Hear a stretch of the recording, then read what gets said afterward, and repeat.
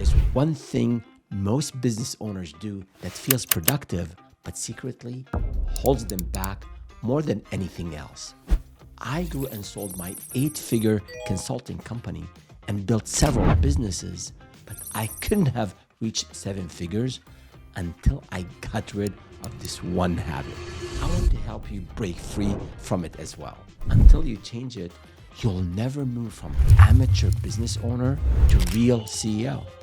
It all clicked for me the day I was driving back from a meeting with Google to our tiny Santa Clara office. We had just pivoted from web design to marketing analytics, and the bet had paid off. See, we became Google certified partners, which opened up a whole lot of opportunities for us to sell to larger clients and close bigger deals, and getting to 7 figures was in sight.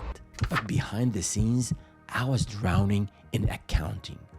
Invoices were late, collections were behind, and payroll was a scramble every time I ran it. And I was manually entering data into QuickBooks with the help of an intern. Worse, I didn't fully understand the difference between revenue, profit, and cash flow. The tipping point was when I missed out on a huge deal because I was buried in busy work. I asked a few trusted advisors what to do. They pretty much all said the same thing. Ferris, stop nickel and diming your time. Outsource the headache. Being a good student and a good listener, I did what they advised. I outsourced my accounting. 2 weeks later, the accounting firm we hired called for a meeting. At the meeting, the senior partner and the owner both showed up.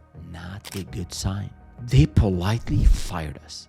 Our accounting books were such a mess, the accounting company didn't want to deal with it. Ouch! To say it bruised my ego would be a huge understatement. But you know what? That was my wake-up call. I had no business doing bookkeeping in the first place. And you probably have no business doing some of what you're doing either. It could be accounting as well, or it might be marketing or design, or maybe client onboarding, or whatever is taking time away from selling and delivering your actual service and providing value based on your expertise. See, 36% of small business owners do all of their own tasks. No wonder most never scale. Even fewer cross the 7-figure mark. The opportunity cost is bigger than you think. Let me show you. Let's say you charge $150 an hour and spend 10 hours every week on administrative tasks. Now, that's $1,500 of potential revenue gone. Now, if you hired a part-time assistant, a virtual assistant, someone who could help you with these administrative tasks, and say they charge you $20 an hour, this would cost you $200, but it'll free up $1,500 in high value time. That's a net gain of $1,300 every week just by you getting out of your own way. So if you want better margins, you want more time and real growth, you need to protect your energy and put it where it matters. Now, if you're wondering how to figure out what matters most to your business, follow these 3 steps. Step 1, list everything you do on a typical week and then add the time you spend on it every week. To help you out, I've created this tool. I call it the Founder Schedule Optimizer. You go in the first column and you see the different business categories: administrative, finance, hiring. And then the second column, you see where you can add your own tasks. And I've added some sample tasks for you. And then in the third column, you add the time that you spend on every task, which takes us to step 2.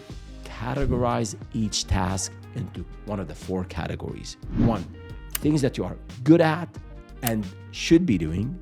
Things that you are good at and should not be doing. And then things that you are bad at but still should be doing, and then things that you are bad at but should not be doing. And you'll see here in the spreadsheet how I've created those categories, and you can easily select which category applies to which task. And don't forget to click on the link and create your own copy. This is a Google Sheet, so you can make your own copy, and then you can enter your own hours and use it to optimize your schedule. Which leads us to step number 3. When you look at a task or a group of tasks, are they core to your business, like service delivery, sales strategy, or vision? And if so, I want you to learn it or hire an in-house specialist. Now, if you look at other tasks and they are non-core, they're administrative or maybe editing videos or editing scripts or editing social media posts or maybe invoices or scheduling, you delegate, ideally to someone more junior, or you outsource. The point here is not to confuse what's urgent with what's important. You don't get bonus points for doing everything yourself. That's not CEO behavior. It is the road to burnout. CEOs don't hoard tasks. They focus on what moves the needle. They build systems, they delegate. And it's not just me saying this. Sir Richard Branson said, if you really want to grow as an entrepreneur, you got to learn to delegate. Really quickly though, there are 2 caveats to all of this. Caveat number 1, in the early days, wear all the different hats. Doing it yourself helps you understand what great looks like when you hire later. But if you stay stuck there, you'll burn out and plateau. And then caveat number 2, what if you do want to avoid too many responsibilities in your company and believe in applying everything you learned in this video, but cash is tight? Then your problem isn't delegation, it may stem from your pricing. I break it down in this video on pricing and margins, so watch it next.